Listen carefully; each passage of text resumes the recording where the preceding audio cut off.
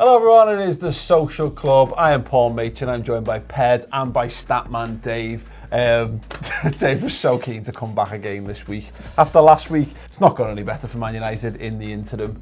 Probably got worse, you'd say? Yeah, probably worse. Yeah, to be fair. I try my best, I do. I try my best with these shows. I don't like to particularly dig a football club up, but I also can't hide the fact that I really, because there's one football club that I thought I struggle with. It is, of course, Manchester United. Dave, look, let's get some facts out of the way. All right, go on, you go for it. 10th in the Premier League at time of filming, which is pre-Palace Bournemouth, so it could be worse. It's the joint worst start to a Premier League season.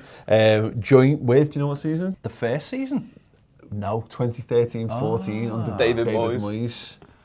David Man Moyes is a United better manager than Mourinho. Finished 7th that season with the lowest ever points and position in the league. Premier League. In the Premier League, yeah, mate. First off, I was watching that game, the West Ham game at the weekend, and when it finished, I might have even said to myself out loud, God, he's going to get sacked here. Is this an absolute inevitability at this point? Well, there's problems, isn't there? The tactics are wrong, the players, there's some players that maybe not behind Mourinho now, and you can evidently see that by the performance. It was so poor. It was one of the worst displays I've seen in a long time. It reminded me of the Fulham game under David Moyes, actually, where United had around 81 crosses. It's the same stuff where United went wide, they crossed it. Such a waste of possession, no movement, no fluidity, utter crap. Should have bought Phil Jagielka. Probably should have done. Leighton Baines probably would have been better whipping the balls in. Well, you say Woodov. Obviously Woodov. Is better. It's just better. It's crazy because watching that game, I can't put my finger on Mourinho at the moment. Some managers, I remember when things were going wrong with Rafa Benitez back in the day at Liverpool, and he just reversed to type. So we went from playing really good attacking football. After we finished second, the wheels fell off. We got to Christmas and he went, right, we're going back to what we did in 2004. We're just going to defend for our lives. Maybe we're getting a bit of sense of that from Mourinho. He's put a lot of men to put behind the ball at West Ham. I just don't think the players like playing for him. I really don't. I think it's been very clear for a while. They just don't enjoy playing this style. And Mourinho is a man who people tolerate because he wins them trophies. But if he's not winning you trophies and he's not getting you better positions every season, why are you going to bother? And he's took on, arguably, the biggest name in the club. One of the biggest names in European football, and Paul Pogba. And I think he's going to come off second best personally, because I just think there's too much invested in Paul Pogba in the team and commercially. The second one being a massive part of it now. That he will end up losing his job. I just don't see. The only reason he won't lose his job is because the people above him are spineless. Well, there's talk of him being on. He's on a massive contract, isn't he? Which is going to be a contributing factor to this, because it's not as simple as pushing the button, because it's effectively. It's going to cost you the same as buying a footballer, effectively, a good footballer as well, to get rid of him at this point. I think that's kind of the problem, that we're in this situation where there is a long-term contract. It goes back to the summer again of not backing him, not signing a centre-half. And Scott McTominay's someone that's been thrown under the bus, and I feel it's a bit unfair, and we'll probably chat about him a bit later on, but it's one of these things where if you get Mourinho, you're paying him a high wage, you're going to, if it goes wrong, you have to pay him a shed load of cash. So why not go out there and spend a little bit money on Toby Alderweireld? Why not go out there and spend a little bit more money on a centre-half? You know, if Leicester wants 70 mil for Harry Maguire, just do it. Because that's the problem that you get, that now the counterpoint to that is either you lose Paul Pogba or you have to pay Mourinho off. And they're the two things that United don't really want to lose. Pogba, as Ped mentioned, in terms of commercially, he's not very good viable. And he is a wonderful player on his day. That's the problem, the inconsistencies. He had that at West Ham again. Like, I love him as a player, but he gets frustrated when there's no movement ahead of him. But in that game, he shouldn't have been goal side of their midfield. In a 3-5-2, he's got to be on the other side of the midfield. And it was almost like, you're doing the wrong thing here, and you're turning around and you're pointing at teammates, but you're not leading.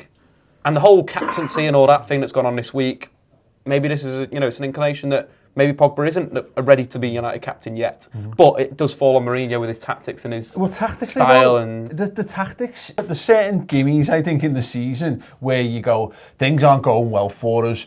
Who we got this weekend, and with the greatest respect to West Ham fans, given how they've started the season, particularly for Man United, you should be looking at that and going, oh, thank God it's West Ham. They're a team that are going to try and play some football. They're not going to come and make things difficult for us. We can go there and we can play our footing. Our better players will win out the day.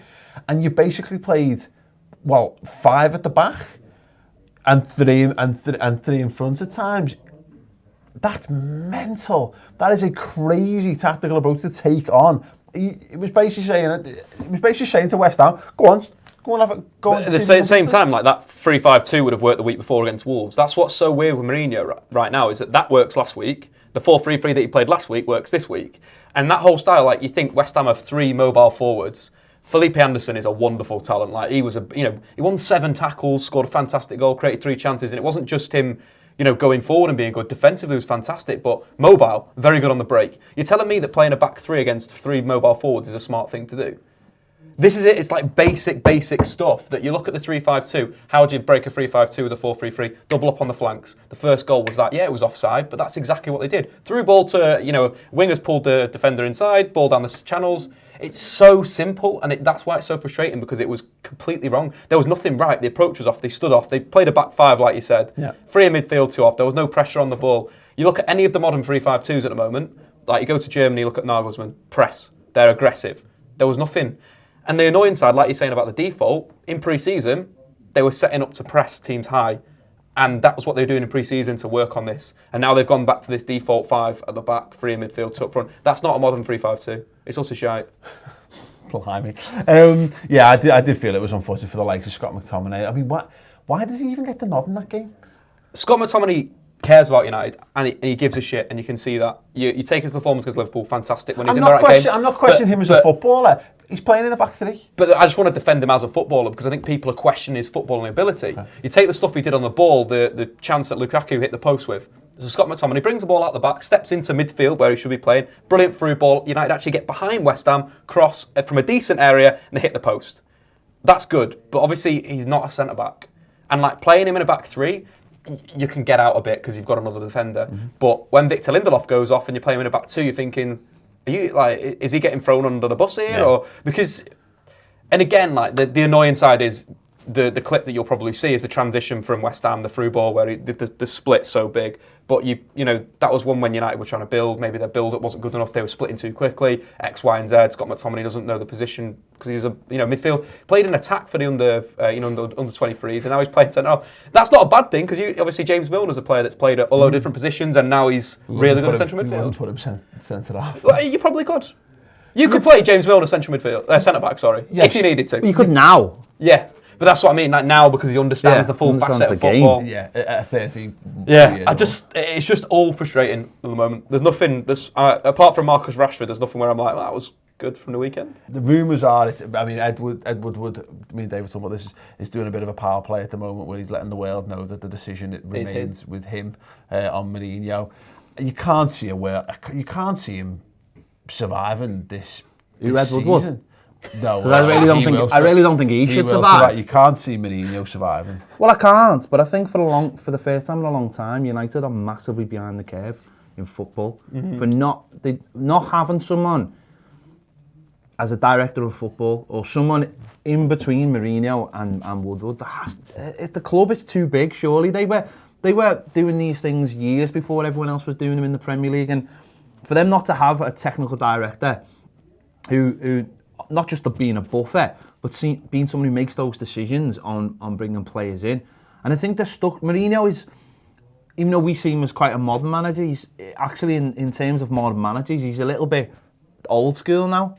So how would he take that? Other managers now understand the situation. They know that there'll be a technical director or a director of football, whatever you want to call it, pulling the strings, and they just have to get on with it. And Mourinho's hinted at himself, but would he actually get on board if that came in? Or would that be seen as I wouldn't bring one in now and keep Mourinho, by the way, because I think that's a last throw of the dice. Yeah. Whereas Rare, I think you need to just start again.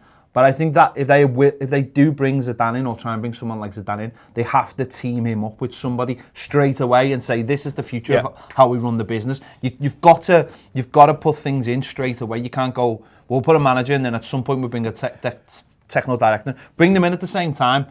He'll have worked with one before. He'll understand that. And at Everton, we're quite fortunate. We've got a manager who was a technical director at one point, so he understands that. So there's no, when we were bringing him in, You do need to have that partnership because, in a Liverpool perspective, people don't really know too much about Liverpool's director of football, but Michael Edwards is a stats guy, he's a laptop guy. but him and Klopp have got a great working relationship. There's a great respect for each other and what they bring to the role. And you can't, I mean, whereas in previous iterations, Brendan Rodgers fell out with the transfer committee, and you had people signing players against his will, and he was digging his heels in and blah, blah, blah. Having Zidane there, I think, is... Because I think this would be a real major concern for United if Zidane wasn't hovering. Because for me, he is the most perfect person you could have waiting in the wings almost for that to take over, because he gets to come in. He's got a brilliant aura around him. He's got the fact that he is the Zinedine Zidane. He's one of the best players ever to play the game. He's then been in recent years, been one of the best managers in the game. He's used to the big egos, etc., etc. He's the kind of guy who'll come in and it'll be like a breath of fresh air for Man United almost. And you could see that team with no major difference being a much better side just for having someone like Zidane in there. Doesn't that like play on the players as well? Yeah. Like they're not performing to the levels that they should be performing. The consistency is I'm shocked that people are still shocked that players don't work hard for some managers. Look at Chelsea. They go hot and cold. Look at Hazard. Best player in the world when he wants to be. Chelsea, having watched them, obviously seen them twice this week, albeit, two different sides. You can see what a great fit they are for Sarri, and you can see how much they're playing for that manager, and they're bought into what he wants to do. We've been sat here, people have been all over the world analysing football, looked at Tottenham Hotspur this summer and went, what's going on with Spurs? They've not improved that squad. Well, this is the end of Spurs, and yet once again they're just there or thereabouts. They're right at in the top four of the Premier League. They're winning games. They're rotating. We're going to discuss this a bit more on tomorrow's show, but.